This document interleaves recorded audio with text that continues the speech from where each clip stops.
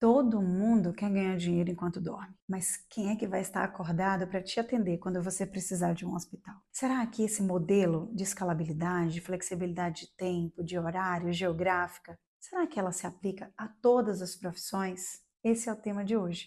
Eu sou Manuele Mafra, tenho 18 anos de jornada profissional e esse canal ele existe para discutir como profissionais que atuam na área de saúde, não só profissionais de saúde, mas todos esses advogados, administradores, contadores e muitas outras profissões, engenheiros, por exemplo, que estão imersos dentro desse grande ecossistema da área de saúde, que é um hospital ou é um outro segmento dentro da área. Como isso se construirá daqui para frente se nós estamos o tempo inteiro dizendo que as pessoas podem ganhar muito dinheiro enquanto dormem de forma escalável? É esse o tema e a gente espera discutir profundamente. Eu não tenho todas as respostas, inclusive eu tenho até muito mais perguntas a fazer nessa jornada que a gente propõe. Nós estamos aí iniciando, na verdade não só iniciando, mas nós estamos com a turma da geração Z invadindo o mercado de trabalho. Que maravilha! Muitas ideias tangíveis ao mesmo tempo, com uma velocidade muito grande. É uma turma que nasceu na era digital, que tem uma relação com o tempo completamente diferente do que a minha, por exemplo,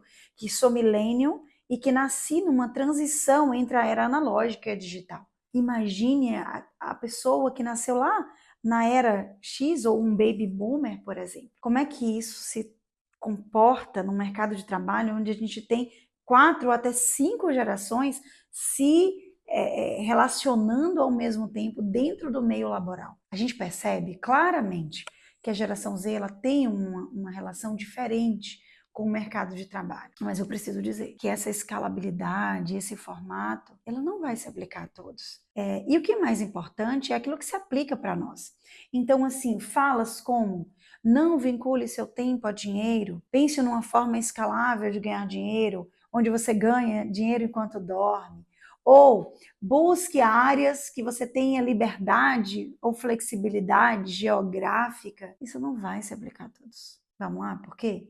Porque eu fico imaginando, eu falei de um hospital, mas quem vai te atender lá na polícia civil ou militar, se todos estiverem dormindo?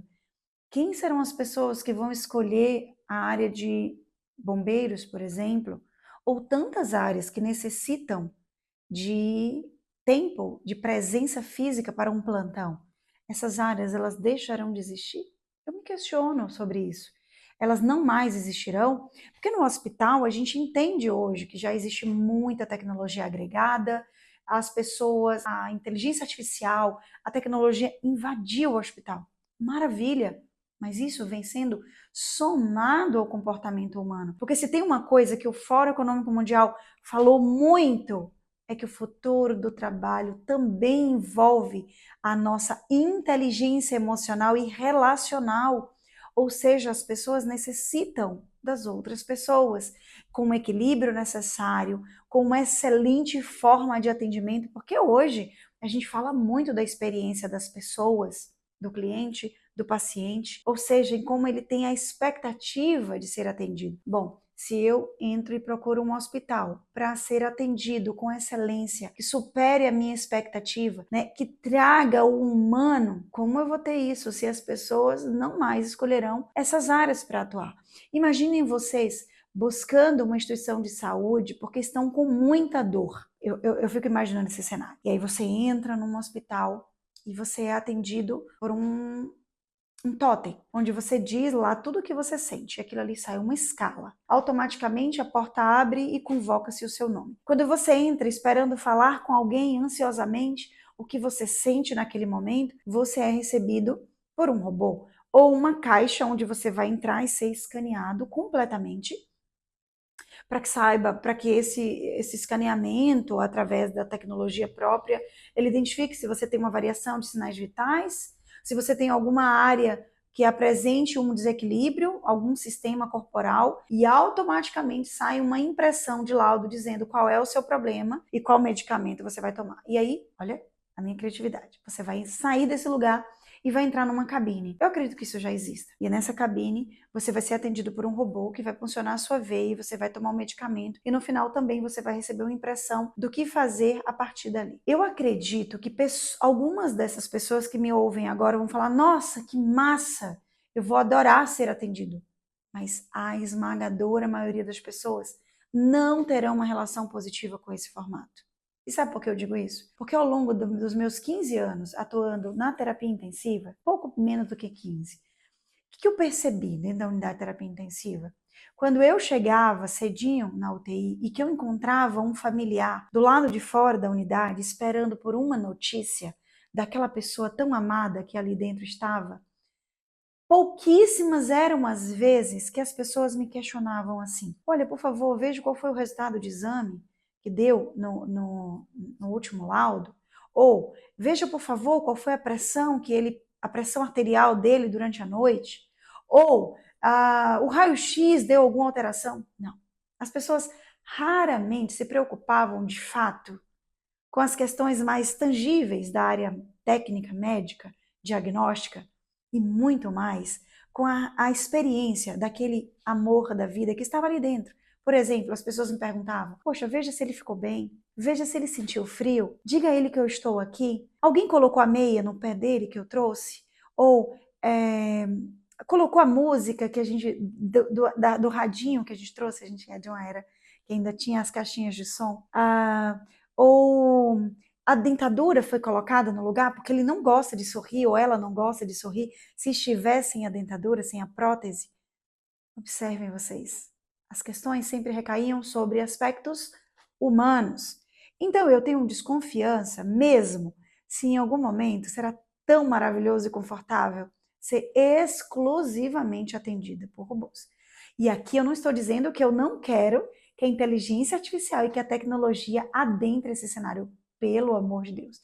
Eu sou uma defensora da tecnologia, inclusive acho que nós não seremos substituídos por ela, mas sim, as pessoas que sabem usar substituirão os empregos de quem não sabe. Porque eu acho que a tecnologia ela vem para somar, para agregar valor, agilidade, aquilo que é repetitivo e aquilo que a máquina pode fazer, dando espaço àquilo que é humano e que só o humano pode fazer. Então eu acredito e aposto nisso e torço para que a tecnologia chegue para favorecer a nossa vida. Mas eu preciso dizer a vocês que esse não é o caminho para todos, talvez não agora. E vamos falar de profissão? Vocês podem dizer assim para mim: Manu, mas é o que nós desejamos? Manu, isso existe mesmo? Né? A questão de substituir a nossa área? Eu digo para vocês que muitas profissões, elas podem se iniciar com muita liberdade geográfica, mas ela não vai se aplicar a todas, e eu já citei algumas que não. Então, como fazer isso acontecer? Como fazer isso se tornar uma realidade? As pessoas terem maior capacidade de escalabilidade, e, claro, a gente pode fazer isso acontecer ao longo da jornada, mas em que momento isso deve acontecer?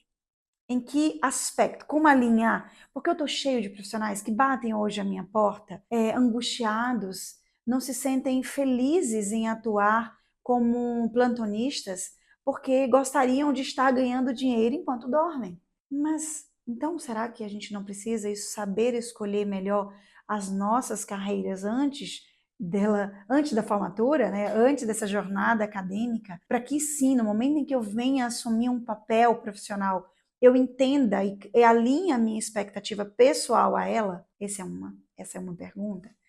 Porque se a gente está dizendo que algumas delas não caberão nesse formato escalável, pelo menos inicialmente, ou de outro modo, a pessoa ela pode escalar a sua habilidade pessoal, mas não a sua característica profissional, porque nem sempre a gente precisa vincular à profissão.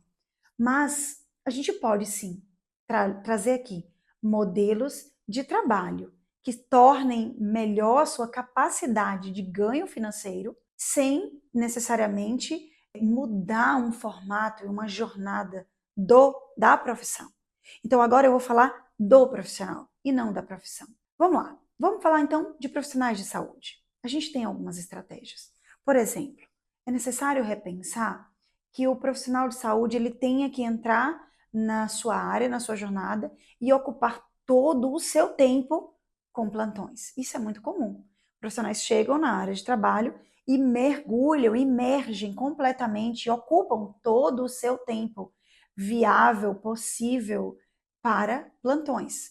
Então, elas pegam muitas escalas porque tem uma necessidade de ganho financeiro, enfim. Talvez aí seja a primeira grande estratégia. Ocupe o seu tempo com uma escala. Reserve uma outra parte do seu tempo para que você possa empreender em outros aspectos. Por exemplo, você pode atuar como plantonista, atuando na sua área, e em uma outra área você pode identificar algo que dentro da sua profissão possa ser vendido de um outro modo, ou dentro de uma habilidade sua, que não precisa ser dentro daquela profissão que você se formou. A gente já sabe que muitos profissionais atuarão em até 5 profissões diferentes ou atuações diferentes ao longo da sua jornada profissional. Então, ele pode ser uma pessoa, um médico, um enfermeiro, um fisioterapeuta, mas que passou a estudar muito a inteligência artificial, e ele passe a trabalhar e a gravar vídeos, conteúdos ou produzir cursos sobre isso. Porque nós estamos num momento ainda que muitas pessoas têm dificuldade em lidar com essas novas necessidades e habilidades a serem desenvolvidas. Pronto, estou aqui dando até alguns insights. Mas talvez não, talvez as pessoas tenham habilidades manuais e que queiram falar sobre isso, ou talvez elas possam produzir algo, produtos vendáveis. Enfim, o céu é o limite, ela precisa entender que um outro horário possa ser empreendido em novas formas de ganhar dinheiro, beleza? Mas também ela pode utilizar esse outro tempo para estudar. E quando eu falo estudar, é viver a jornada de melhorar profissionalmente. Pode ser dentro da área que ela quer atuar, ou de uma área que ela atua, aliás, ou de uma outra área que ela deseja atuar futuramente. Sabe por quê? Porque quando a gente estuda, a gente agrega valor de duas formas. Primeiro que a gente ganha mais autoridade, mais repertório. E no momento em que eu ganho mais repertório, eu sei falar mais sobre vários assuntos, eu consigo entender outras habilidades que eu venho a ter. Mas ela também pode, em viver a jornada, ela pode perceber que ela consegue ampliar o seu networking e passa a ter acesso. Acesso é a palavra que eu queria trazer. Então, acesso me dá espaços de diálogo com grandes pessoas, grandes autoridades que conseguiram, que podem me fazer encurtar meu tempo de jornada, porque elas já viveram aquela jornada. E aprendendo com pessoas que já viveram essa jornada, eu consigo acelerar outras formas de ganhar dinheiro, trabalhando de um lado com o que eu gosto, com o que me faz feliz, com aquilo que me traz propósito, e de outro com outro motivo, outro papel que eu também goste muito e que agregue valor ao meu tempo. Porque é sobre tempo. Tudo que as pessoas estão trazendo com muita força fala do tempo. O tempo que eu gostaria de me dedicar à minha família, o tempo que eu gostaria de dedicar ao meu hobby, aquilo que faz sentido para mim, aquilo que eu gosto. Então, se é sobre tempo, então a gente precisa sempre pensar que o dinheiro no final, ele é aquilo que justifica como eu vou usar o meu tempo. Deu para entender? Então, resumindo, um profissional de saúde, ele pode ter o seu tempo escalável? Pode. Mas será que ele vai fazer isso desde o primeiro momento? Então, será que uma pessoa que acabou de chegar na jornada de trabalho, ela já sabe tudo e vende aquilo? Aí ela faz um curso, uma pós-graduação, uma imersão, ela vai lá para uma residência e quando ela volta, ela já ensina técnicas de aprendizagem para todo profissional, sem ter vivido o laboratório da vida? Será? Isso, de fato, não consegue se sustentar por muito tempo.